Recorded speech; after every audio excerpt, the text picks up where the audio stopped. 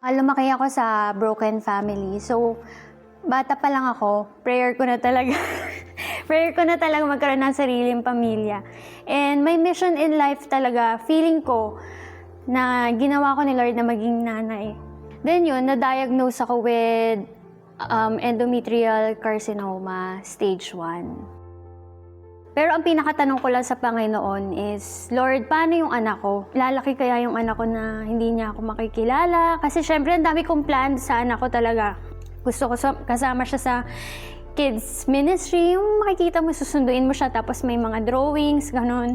Pinag-pray ko na, Lord, palakasin mo pa yung katawan ko, tanggalin mo yung cancer sa katawan ko para sa anak ko, para mag-guide ko pa siya to know you and to accept you as His Lord and Savior.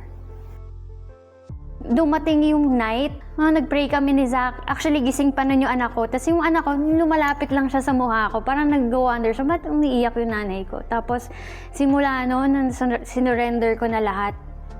Peace. Andun na lahat ng peace, yung assurance na si Lord yung may hawak ng present ko and yung future ko. This season really manifested the power that we have in Christ Jesus. I really believe na inopen na ni Lord yung doors na pwede akong makapag-start ng ministry for kids with cancer.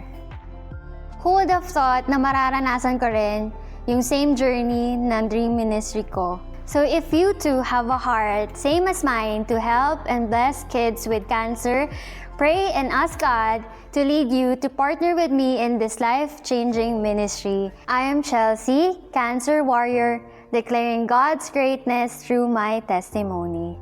God bless po.